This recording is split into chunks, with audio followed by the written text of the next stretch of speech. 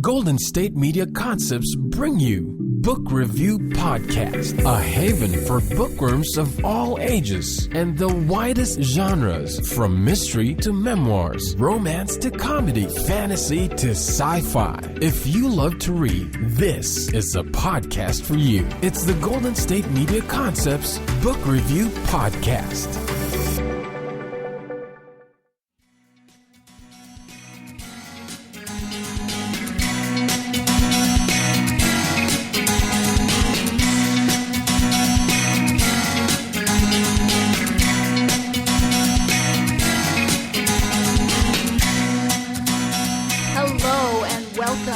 GSMC Book Review Podcast, brought to you by the GSMC Podcast Network. I am your host, Sarah, and I am happy to be with you to have another author interview to talk about another book. I do want to say, before we get to the interview with author Patricia Eagle, I do want to give a trigger warning. This is a memoir. It is about sexual abuse, so if that is a trigger for you, do please take care of yourself and, don't listen to this interview if it's going to be triggering for you. Just want to make sure that that is transparent before we start. So as I said, the author is Patricia Eagle, and this is her memoir. It's called Being Mean, a memoir of sexual abuse and survival. Patricia is 13 when her sexual relationship with her father, a relationship that began when she was 4 years old, ends. As a young woman, she dreams of love, but shame, depression, and the confusion of suppressed memories send her careening through life. As a grown woman, she finds strength to see what was unseeable, and finally speaks the unspeakable to help herself and others. That's the description of the book, and it really doesn't do the book justice in its scope. At times, I found the story difficult to read. I mean, obviously, it's kind of horrible to read about this sexual relationship, this sexual abuse that was happening for such a young child, and that's always difficult.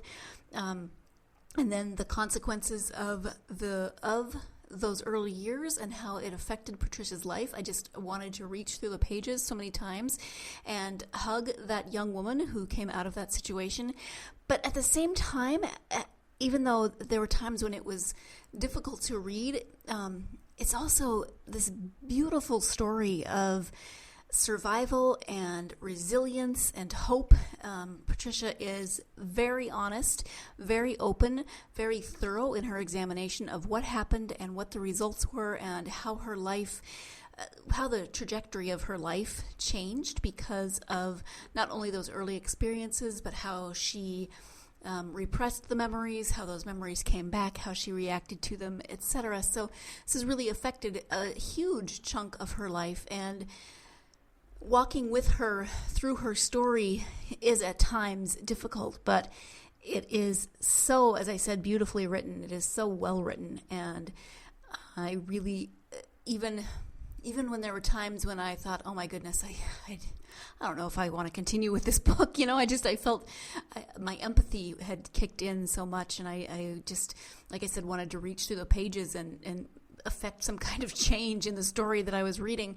But even then, I still wanted to read and find out how Patricia was going to come out of this situation, because obviously she's writing a memoir, and obviously when you read the back, you can see that she's writing this to not only help herself but to help others. And so that really kept me going through the book to find out where she found those moments of light and joy and hope, and how she learned to deal with everything that had happened in her life. So let's go ahead now and turn to the interview with Patricia so that she can tell you her story.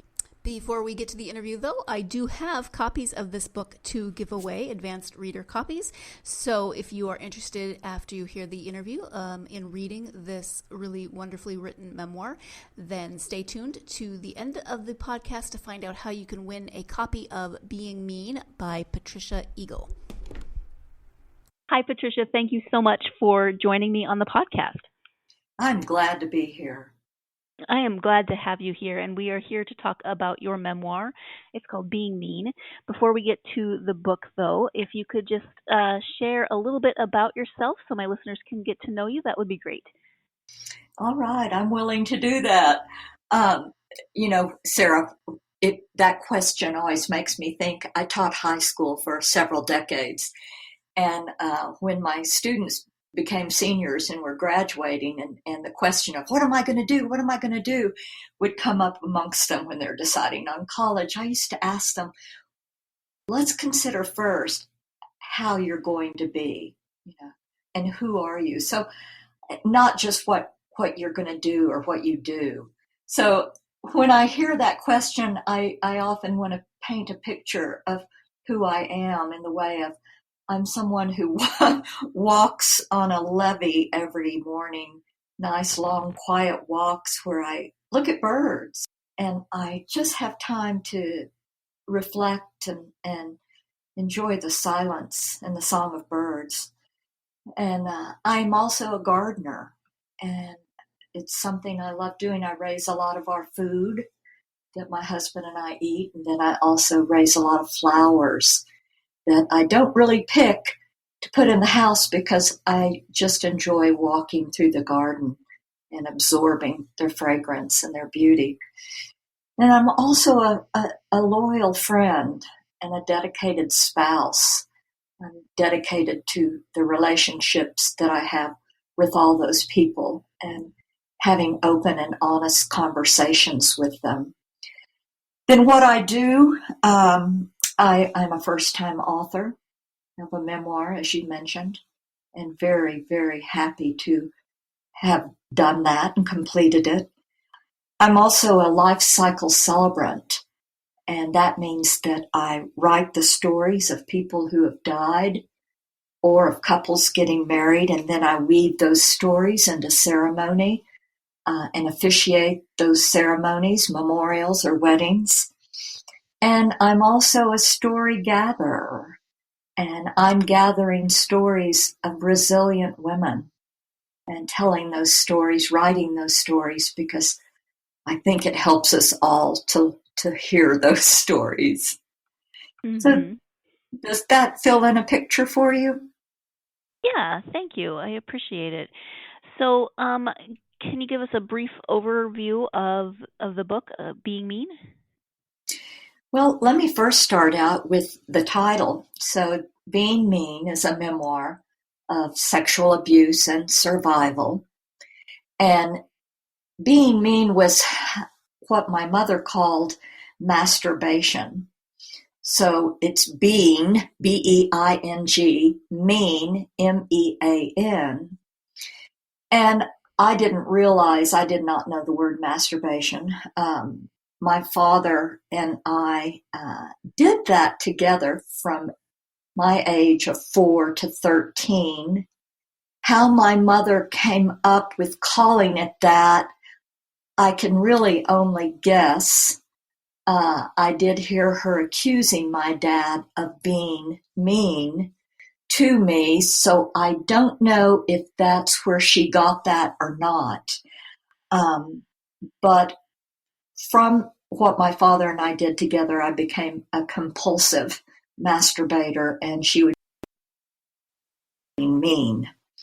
But that title also in my memoir, I feel like is reflective of my father's temper, also his mental illness, both of which caused him to be mean, controlling, powerful, punishing, shaming. And so that title also fits that behavior.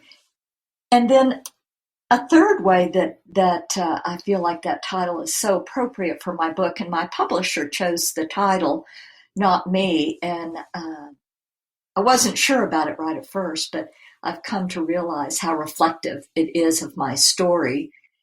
I was also mean to myself for years. I became very hard on myself and sabotaged so many parts of my life and ways to be mean to myself because I did not feel worthy of love and joy and life going smoothly, I felt like that I needed to be punished because I slowly had learned that what my father and I did was wrong.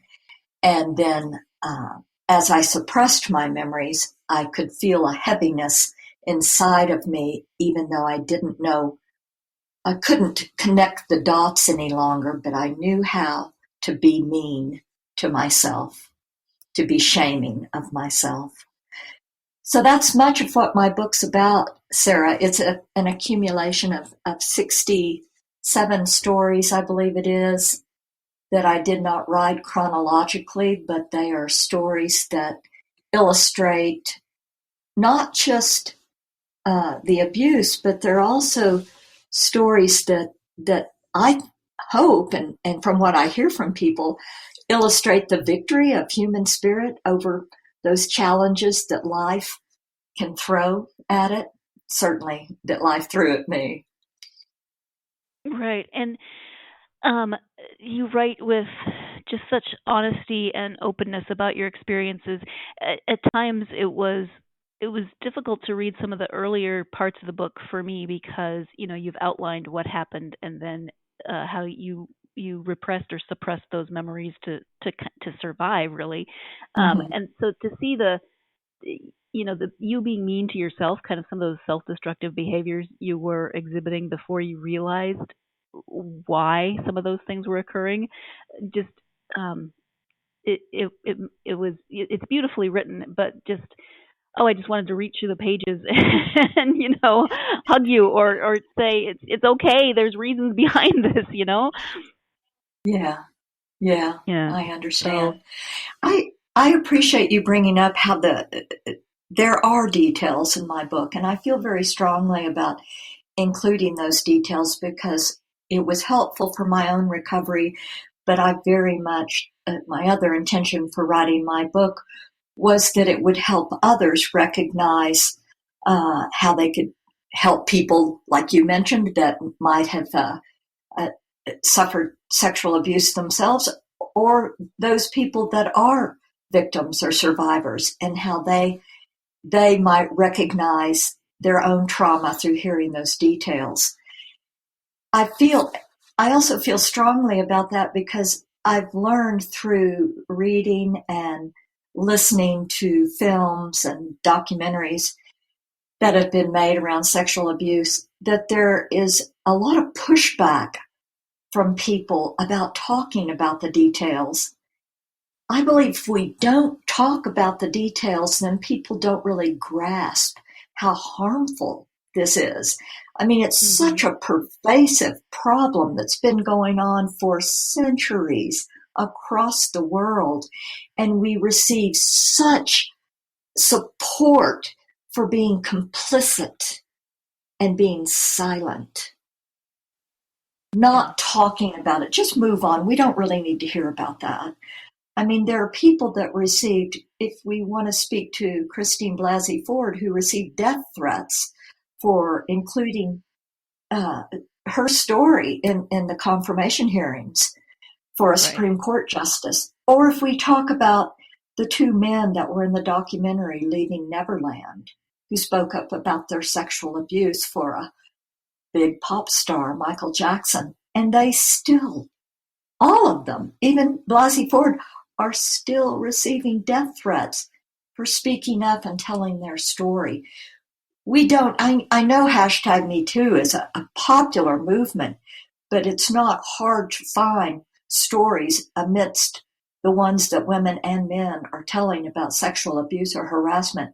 It's not hard to find the stories about the threats and the harassment that they receive for speaking up and telling their stories.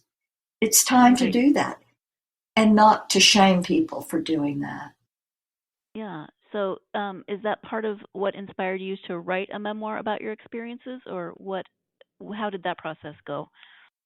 I don't know if you're to the place where my husband and I made the decision to actually go and live with my parents who were needing care in their elder years.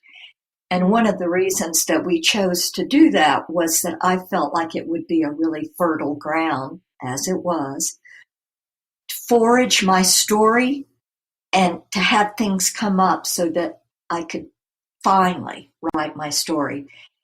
First of all, I wanted to write it for myself and my own recovery and healing. And oh my goodness, it did do that. And a lot more.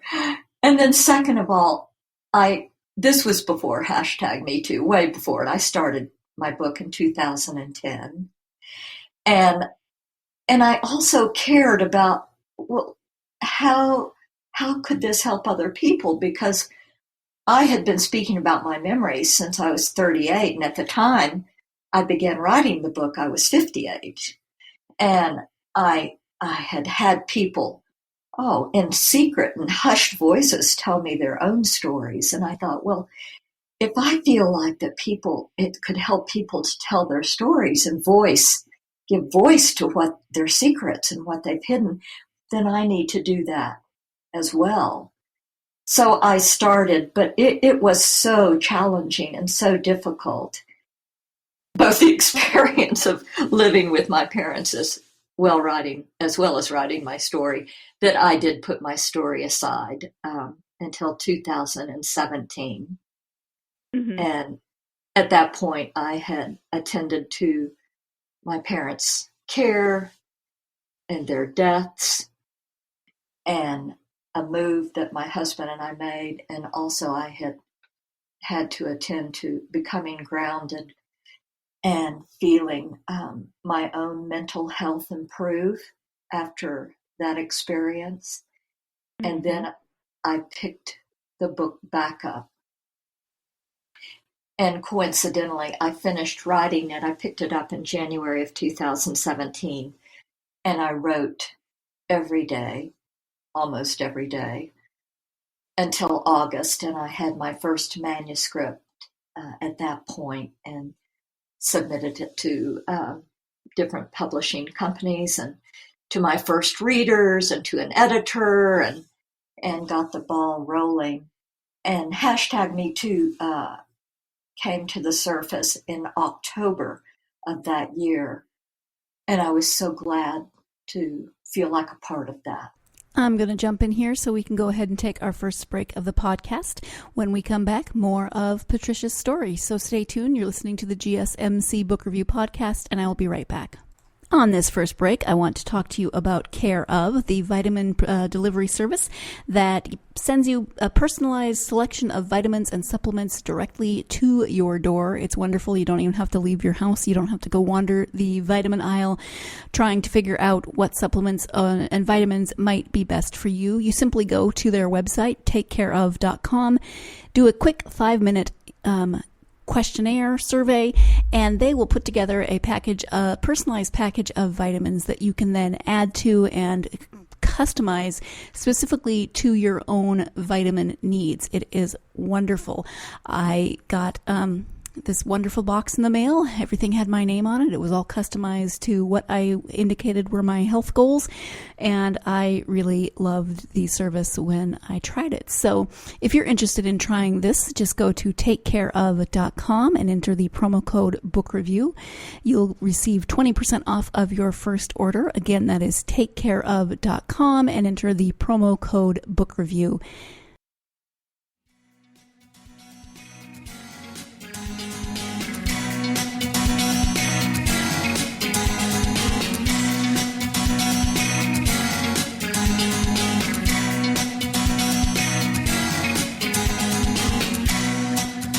Welcome back to the GSMC Book Review Podcast and my interview with author Patricia Eagle about her memoir, Being Mean. Can you talk a little bit about the experience of writing it? Did you find it eventually, was it cathartic, or was it more triggering through the process?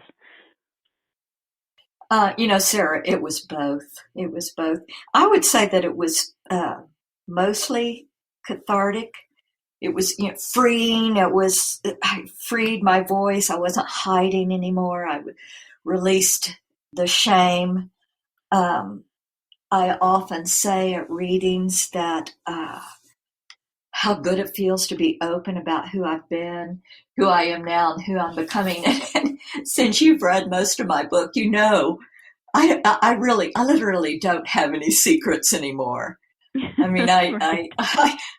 I expose myself, and that's quite an exposure coming from someone that lives in a remarkable community that is small. There's only 10,000 people in my community. At my book release, it was packed, and Oh, the response was amazing. But it's cathartic, and there's a part of me that just doesn't care about my secrets being out there anymore, because I feel like that I'm finally freeing my voice. But it did, writing my book. It absolutely, it triggered more memories, and it triggered sadness for that little girl, that confused little girl, and then that confused young woman, and even older woman who just wanted to be loved and just didn't understand how that would come about or what that meant. Didn't understand how to have self-compassion and love herself. hmm. So both cathartic and triggering, but mostly cathartic. Okay. And how do you feel like, coming out with everything and having no secrets? Do you feel like it's helped you to reconcile or come to terms with some of your past relationships that were difficult? When you ask that question, are you thinking mostly the relationship with my parents? Um, Parents, I mean, that parents Or to a certain just, extent, but or even past relationships with because I think I mean romantic relationships because you went into those with yeah. a certain mindset because of your experiences that you didn't understand Mm-hmm. yet. So do you feel like Mm-hmm. you've kind of maybe come to some terms with those relationships now that you understand more of your early years?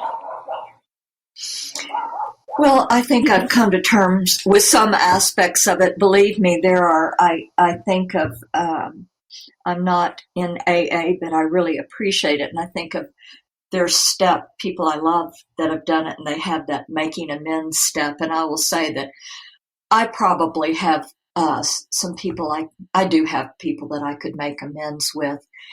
And I also think that there are a lot of men out there that could make amends with me, men that I was in Mhm. relationships with. When when you talk about coming to terms with them, I don't think I have not come to terms, well, except with my husband, who we were married 12 years, divorced 12 years, and we've been married 13 years. And obviously we've made amends with one another in an incredible way, where we've established and pursue open, honest relationships and or conversations ongoing, and not holding back and stuffing things down. But with other men that I was with, particularly with the men with whom I became pregnant, I think how important it is for women to speak up about the responsibility that men have around sex and pregnancy. It Mhm. shouldn't just be women that are blamed or expected to be solely responsible. When they get pregnant, I'm very confused about that around the whole abortion issue. Now I hear a lot of talk about women and their responsibility, and how they should be punished. There's hardly any talk about men, and women do not get pregnant alone. So Right. I think about that with the men uh, that I was with, and how they could have been responsible in some way. I mean, they were responsible, but how they could have helped out, whether it was me getting an abortion, or if a woman is going to put a child up for adoption or have the child. And men just seem to disappear, not letting them get off the hook. I don't understand why it's so easy for them to get off the hook. Even around child sexual abuse, which is largely men. I think it's 89% are men. There are women that abuse as well, sexually abuse, but it's largely men. And when I look at that and think, if it's 1 in 4 women that are sexually abused and 1 in 6 men, 1 in 10 children are raped by the time they're 18, that's a whole lot of perpetrators out there. Why aren't we doing more about locating them and helping them and guiding them? And I am not sure. I'm not an expert on this. I'm just reading more and more since I wrote my story. First I was just writing my story. I really didn't write it to be on a crusade against child sexual abuse. I wrote it for recovery and to help other people that have been abused recover. But now I'm into this. Well, why is this happening? Who's doing this? Why aren't we doing more? And honestly, Sarah, at this point, I don't know. I read sex offender newsletters and some of the treatment they're doing. And the only thing that I can pin it on right now is the pervasive nature of patriarchy and the power and the privilege that comes with that, and the ownership of children and women by men. It's the only thing that I'm able to see, but I am open to hearing more reasons. But that's what I come back to. And so when you ask me about how my memoir has helped me to come to terms with past relationships, that's where I come back to, especially with those romantic relationships, at least with men, because as you saw in my book, I also had relationships with women, and I identify as a bisexual, although I'm in a monogamous relationship with a man now. But I know that I am still bisexual. I did not have those issues with women at all, of power and privilege, but with men. In fact, with the women that I was in relationship with during the time that I was, during my life, it was not at all about power and privilege. And there was a mutual acceptance of responsibility, much more so, of the relationship, and was with sex and sexual pleasure. And I did not experience that at all. I experience it now with my husband, but that's that open, honest relationships that we have. And you may not have gotten there yet, but I do include that. I include our sexual relationship. As elders, we're in our 60s, our late 60s. And I include that in the book because, one, I want survivors of sexual abuse to know that you can achieve that place of ease and affection and intimacy with someone. It is possible if you do your work.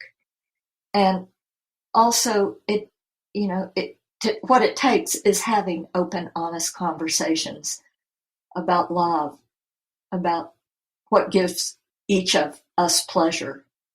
And I also included it in there because I think people ought to know that it's possible to keep enjoying sex in your later years. Well, why not? Right. What? No. Yeah. Some people might be shocked to hear that. All of this too brings. I'm talking too much. Let me let you have a question. Oh no, I just was thinking, in terms of coming to terms. I guess also I was thinking for a long time, love and sex were conflated because you felt closer to your dad during those your special times, as I think he called them, but then afterwards he would be shaming or angry, and so it really got messed up in your mind as far as love and sex. And I think your first relationship with Dave went on probably way longer than it should have because of those feelings. So it sounds like you've really worked through those issues to clarify in your own mind that love and sex aren't always the same thing. Hallelujah. Yeah, Yeah. I have. Yeah. But So, I could have, done, I've seen people make different choices where they don't work on their history. Having written this book, I have so many people disclose their own history of sexual abuse. Surprisingly, some of my very good friends, I do have a lot of good friends, which, like I said before, I learned how to do that as a child so I could get out of my home, and I wanted to explore what family and marriage was for others. So I have learned how to do that, and I've had several good friends disclose their own sexual abuse that they've not talked about.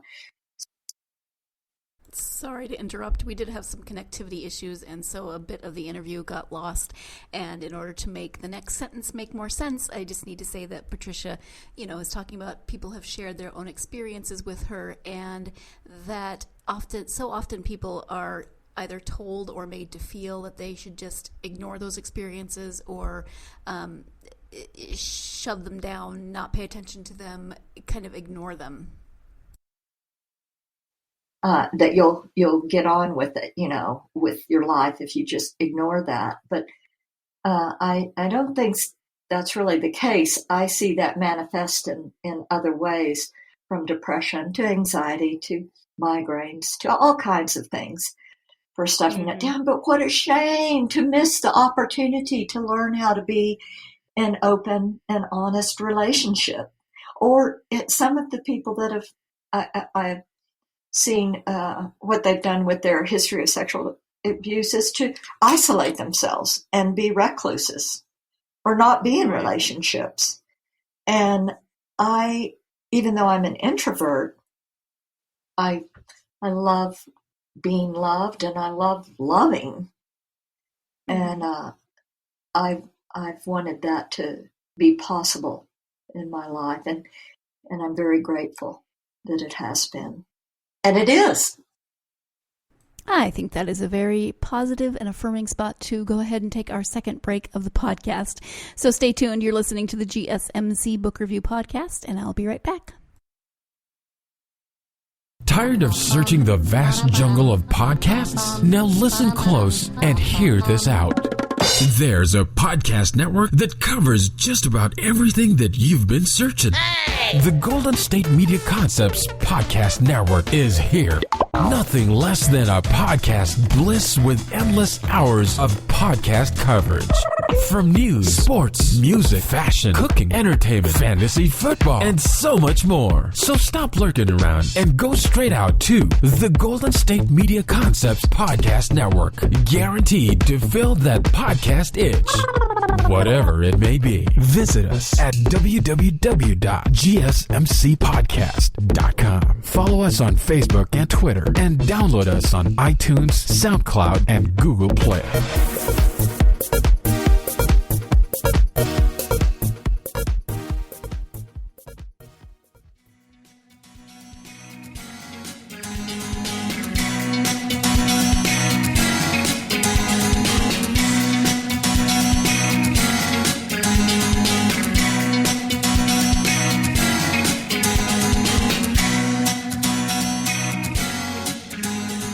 Welcome back to the GSMC Book Review Podcast. I hope you are enjoying this interview with author Patricia Eagle. I know I had a great time speaking with her, so let's go ahead and get back to that interview.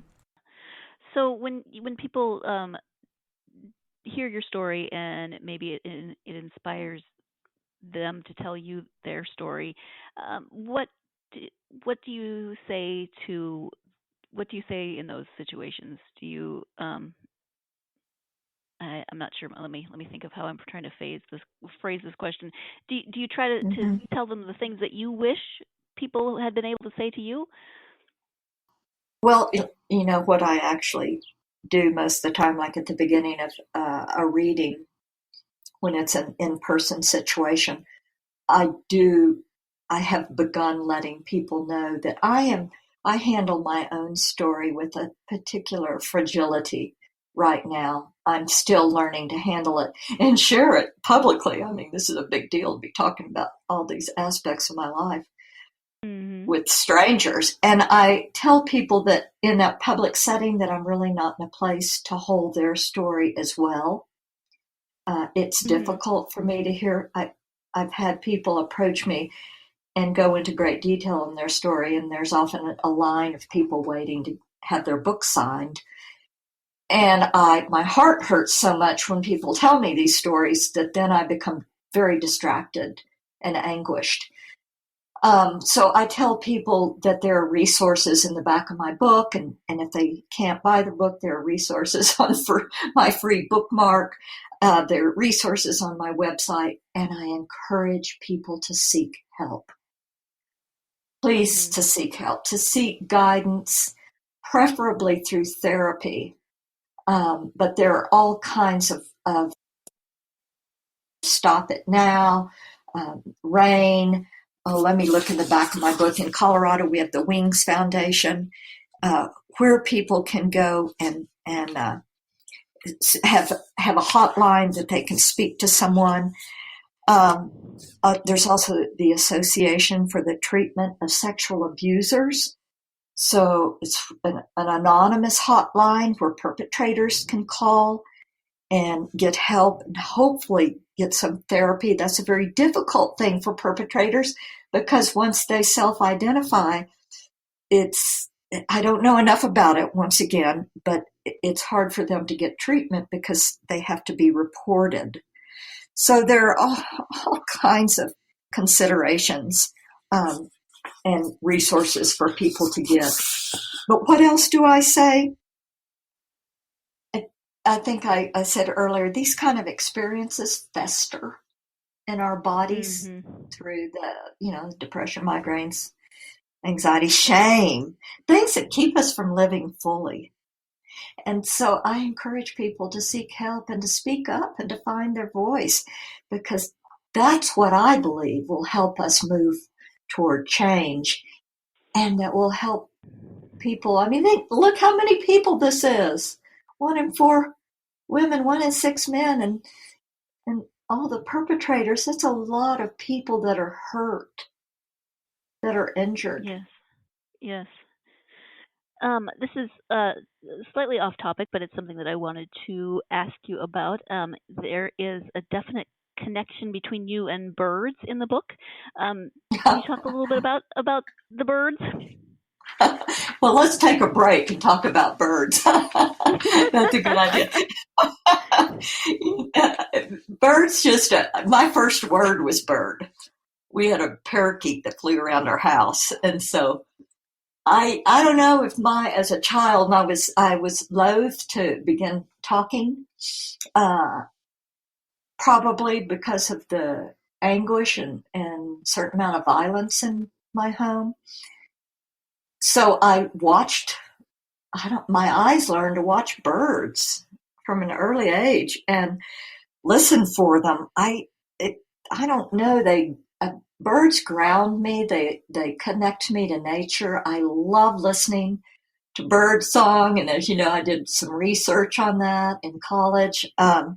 It just helps me be aware of the beauty that is around me. On those mornings when I talk to you, my morning walks on the levee, where I really prefer to walk alone and in silence. And so I see the same birds at different times of the year. I don't know if they're the same birds year after year, but I'm pretty sure they're the same birds in a season. And like there's a female red-winged blackbird that is in the same place and then follows along with me. And there's a swallow that hovers right above me and says good morning. And these aren't unusual things if you pay attention to birds. And can you imagine the joy that winged creatures they make me happy and just make me always remind me how beautiful life is. And during those times as a child, when I used to roam and wander way beyond my boundaries. Actually, I dangerously did so. I took risks. Sometimes I wished something would happen to me. And out there roaming and wandering, I just followed the birds until I got lost, or just noticed them, watched them, and then didn't know where I was. They helped me lose myself. Mm-hmm. Now they just help me center myself in beauty. Yeah. Okay. Thank you for that. You mentioned this a little bit in your when you were introducing yourself, but can you talk a little bit more about the storyteller and the celebrant aspects of your work? I went through the training to be a life cycle celebrant at the same time that I began writing my book. So it was, I think, the two coincided quite beautifully, because I was encouraged to look carefully at people's stories, their stories of love, or, a couple getting married, or the story of life that someone had lived as I wrote their memorial. And I think it helped me look at my own life too. I did work with a writing coach, and he used to tell me, where are you staying hidden in your own story? Or what would your story be if you weren't trying to make yourself look good? With my couples, because I found that they often went into the romantic version of their story, and I would use it in helping them determine their vows also. What are you really wanting to promise one another? What do you want to promise, and what do you want to be promised? And the real thing, let's go to the authentic level. And that really happens a lot when I work with people who are wanting a memorial, and we look at the life that someone lived, and not just all the glory of their life, or the polished version, but making them be real. Where did they struggle? What were their challenges? That makes us feel more attuned, I believe, to someone's story than just that glorified version of their life, that everybody loved her and she was just always had a smile on her face. And I think, really? How did she do that? Even my friends that haven't been sexually abused, they don't always have a smile on their face. We all have challenges. And so that, bringing that aspect of how was that person resilient? How has your relationship become resilient? Or how do you want it to become resilient? And that sort of ties into what I hope to begin working on next for my next book. And that is that I want to tell people's real stories as a life cycle celebrant. And also, I want to gather women's stories of resilience. Tell me what you've really struggled with. How have you become resilient? Not just the polished up Botox face-lifting story, but the one that you lived. How do you wear your story? And I realized if I want people to tell me their real stories, I had to write my real story. And my writing coach, my first stories, he would read them. I would send them to him, and we'd have our scheduled times, and he'd be like, okay. And I'm like, oh, you don't like that story? He goes, well, you look good, you sound good, but what would the story be like if you weren't trying to make yourself look good? Oh, it's just an interesting question to ask in this day and age with like social media and how we tend to only put, the best pictures of ourselves on social media, or we don't put the hard stuff out there. Mm-hmm. Yeah, that's so true. But I want our young women to really understand how we can become stronger and more empowered as women, or all people, men and women, how we can become more empowered by being honest about our pasts and our life stories. Certainly in a relationship, I don't think we have hope to survive in a relationship if we aren't honest with one another. And it's a constant flexing of that muscle, that honesty muscle. It's not a one-time thing. Okay, I told you my story, I'm done. Wouldn't that be nice? It's a constant. Yeah, I know. Where's the easy button? Oh, man. I've looked for it, believe me. I'm serious. I really do want that easy button. Not just whatever commercial that is. What is it, Staples? No, I want the real one, the one that you just pop, and then I think you'd have to use it sparingly. But, just sometimes, can we just make it easy? Let's instead take our final break of the podcast, and when we come back, we'll be talking more about the collection of women's stories of resilience. So stay tuned. You're listening to the GSMC Book Review Podcast, and I'll be right back. Want to find out what movies to go see? Then check out the GSMC Movie Podcast. It's your ticket to the latest movies, whether it's a new blockbuster event, romantic, comedy, or action flick. This show has got it all covered. They talk some what to go see now, don't bother, what's hot on Netflix, and everything in between. That's gsmcpodcast.com/movie-podcast. When it's all about the movies, it has to be this new show. Don't forget to like them on Facebook and follow them on Twitter. Visit gsmcpodcast.com for more info.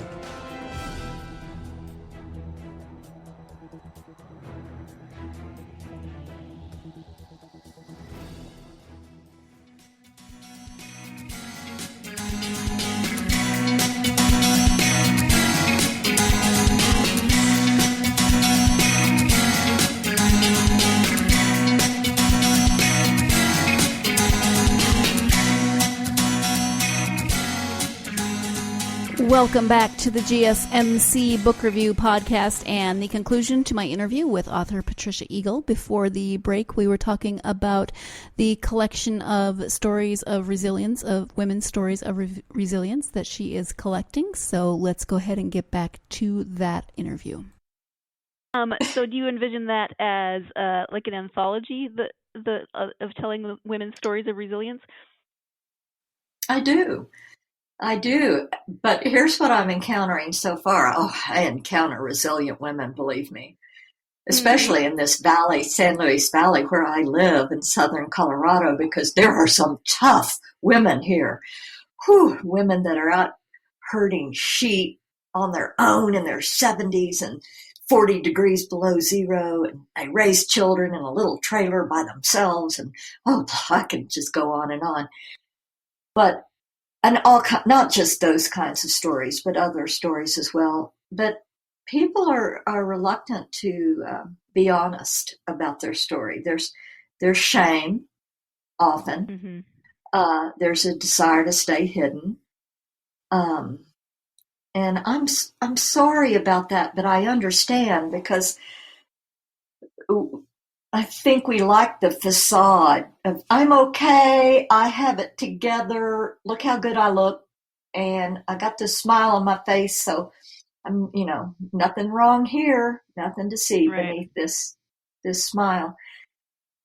But that's not really going to help the people looking for mentors and models and honesty, and that you can be a really good person and have or abortions, or you can still be a strong, worthy model and have made mistakes in your life and explored a lot. Those are the women that I hope to tell their stories.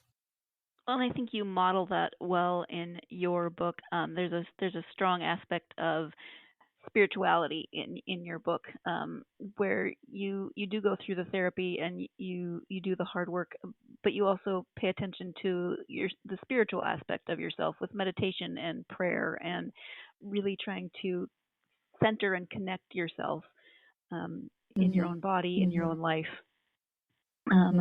I'm, I'm so glad you brought that up, because I realized that my encouraging people to get therapy, that for me, I'm coming from a place of privilege, because as a school teacher, I had insurance. It paid for 10 therapy sessions a year.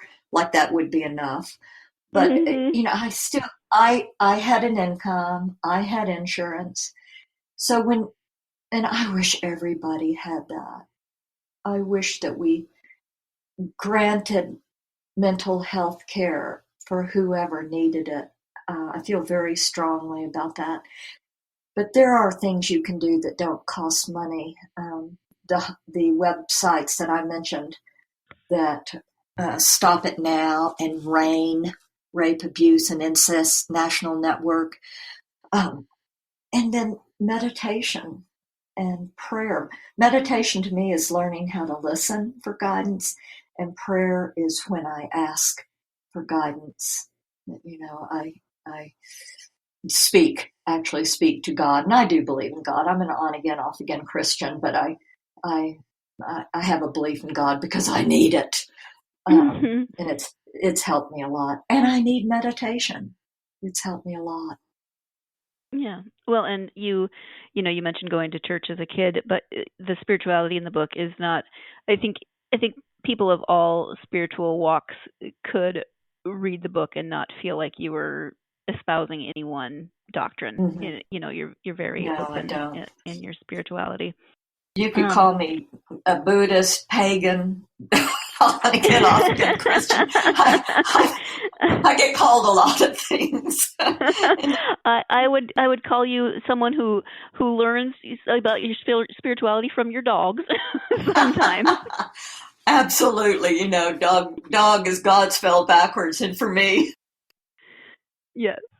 Um, there are some very, very sweet moments with your very dogs in the supportive in book. my life from the early age, as you know from reading my book. My Yes. dog really did provide me huge comfort, and still So do. sweet. Yes.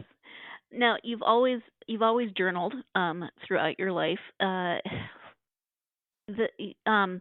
When you started writing your story, did you think about writing it for publication, or was it more for your own personal experience, and then it grew into something that you thought about publishing?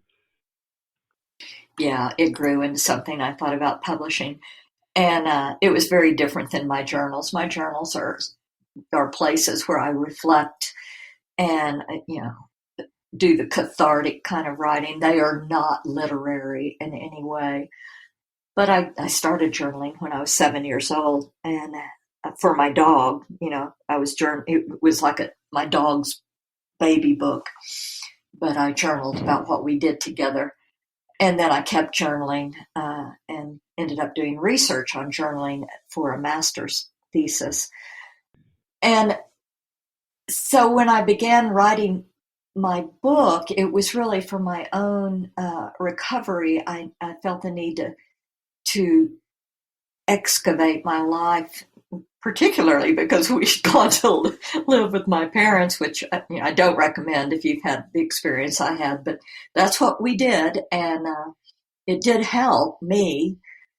Uh, and then my therapist, I kept sending my pieces to my therapist, and he would say, "Gosh, I can see this as a book. I can see this as a film series," and I would be like, okay, but I just kept moving along with it. And then I did get to that place. I put it all aside and picked it up again about 6 years later, and finished my book. And at that point, when I picked it up, I went, I'm writing a book. This is going to be a book. I had 50% of it written, and I finished the remaining 50% within 6 months. And that was writing almost every day. and it just poured out of me. And at that point, I knew that I had a purpose that was beyond my own recovery, that I had a purpose of writing that I felt like indeed could help others. And when you take the time to read for yourself, do you have favorite authors or genres that you like to read? I take the time to read all the time. I'm a voracious reader. I'm always reading. In fact, I'm looking over in my studio and I have a pile of books right now. I have 10 books over there. But favorite authors, I used to read Annie Dillard a lot. I don't read her anymore. I don't think she's writing more, but she had a mix of theology and nature studies, and Pema Chodron, When Things Fall Apart. Whew, I had a lot of things falling apart in my life, and she's a Buddhist writer that helped me. And now I'm in a theology book club. They've been meeting for 40 years. And Brene Brown, we read her, Braving the Wilderness, and I like how she equates vulnerability with courage. And she puts shame in its place. And I like writers that put shame in their place. And Eve Ensler just came out with an incredible book, The Apology. That's a memoir with a different kind of approach to working through the abuse experience. I like pretty much anything Eve Ensler does because she's an activist, and thank God for them. And Roxane Gay wrote Hunger, and she's an occasional opinion editorialist in the New York Times, but she said something about the only way to really elicit change and progress is to get involved with the messiest parts of life. I read her, I think, while I was writing my memoir, and I got some encouragement for getting messy, getting in those messy parts of life. So anyone that I'm reading, I receive inspiration from, and if I don't, I put the book down. Pick up another one. I'm reading right now. Let me just move this forward. Why Does Patriarchy Persist? And I'm being inspired by that. Trying to learn a little bit more, as I mentioned earlier, about why do these things continue. Yeah. So thank you for that. Yeah, lots of authors, and there are so many good writers out there in the world. So many good memoirs too. So many good books, not enough time. Yeah, I know, but if you don't like it or you're not inspired, I say put it down and pick up the next one. And I hope that from what I hear from people, and I'm hearing from more and more people, and they say that they're inspired by my courage, and I'm glad. It's having that courage that's another muscle that I'm trying to have, to have the courage to trust being truthful. That's who I dedicate my book to all those with the courage to trust being truthful and speaking up. And I'm glad that people are feeling that. They're feeling inspired to look at their own stories when they read my book. And that makes it all worthwhile. Yeah, absolutely. You've mentioned that you have a website, so can you give us the address to the website and if you have social media that people might interact with you? I do. The website is my name, patriciaeagle.com. And Facebook is, I don't know how you give addresses for Facebook. Patricia Eagle on there, or also I have an author site, Patricia Eagle Writes. So I do post articles and interviews on both of those. I'm on Instagram too. I don't remember the address. Okay. You can see that those are things that I work at, but I probably spend more time reading and writing than I do getting on both of those. But I do try to keep them current with all of them, with articles and interviews and readings that are coming up. PatriciaEagle.com. That'll get you to a lot of places, and it'll also, my book's available on Amazon and Barnes and Noble and Indie Books, and all of those links are on my website. But everyone knows you just have to go to BarnesandNoble.com or Amazon.com. I do want to mention that I have an audiobook that is excellent. Tavia Gilbert reads, and she does a wonderful job. She moved me when I listened to it. Well, I just logged onto your author Facebook page, and I saw that, so I was about to ask you, but you beat me to it. Well, good. That's because I love listening to books as well as reading. You know, I listen when I'm out on an indoor bike, or I listen in the car. And I think even hearing books out loud is a very, very moving experience. Not just my own book. I'm listening to Lori Gottlieb's right now. You Really Should Talk to Someone is the title of her book. In her book, I just laugh, and it's a different thing hearing the words. Yeah, I like both, hearing and reading them. Mm-hmm. Yep, me too. Well, we have talked about a lot of different topics today. Is there anything, though, that we haven't covered that you would like to mention about the book or writing in general? Well, I want to emphasize that my book, my story, is just one way that sexual abuse can happen to someone, and how that person can survive the consequences of that abuse on someone's life. And that most of my story is about the survival and how I came to acknowledge that sexual abuse and to live with it and to live beyond it. And that it's possible. I've heard it called being a beyond survivor. So you're a victim when you're a child, you become a survivor when you begin, your memories surface and you begin working with it. And then when you reach that point in your life when you still have your memories, but there's room for joy, and you become a beyond survivor. And that's what I believe my book offers, a way to get to that place.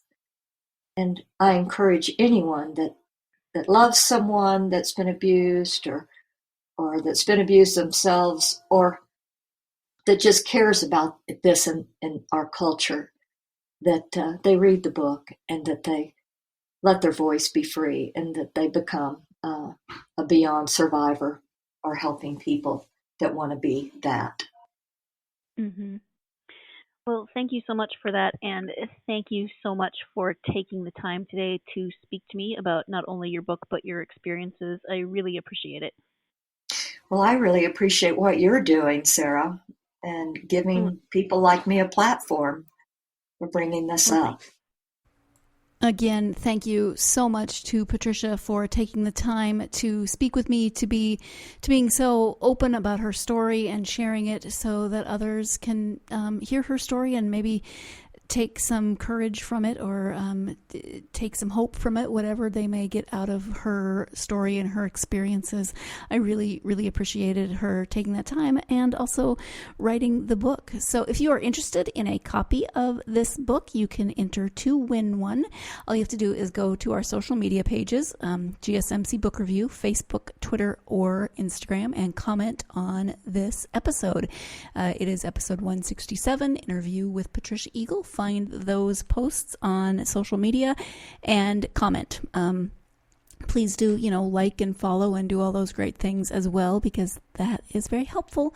But if you'd like to win a copy of Being Mean by Patricia Eagle, you just have to go to Facebook, Twitter, or Instagram and comment on this the link with this episode 167. So thank you again to Patricia. Thank you, as always, my listeners. I appreciate you oh so much. My fellow bookworms, I cannot tell you what a lovely club we belong to.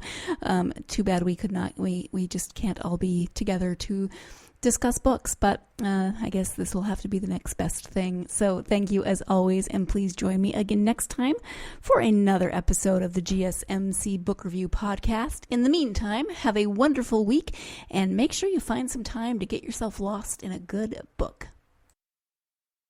You've been listening to the Golden State Media Concepts Book Review Podcast, part of the Golden State Media Concepts Podcast Network. You can find this show and others like it at www.gsmcpodcast.com. Download our podcast on iTunes, Stitcher, SoundCloud, and Google Play. Just type in GSMC to find all the shows from the Golden State Media Concepts Podcast Network, from movies to music, from sports to entertainment, and even weird news. You can also follow us on Twitter and on Facebook.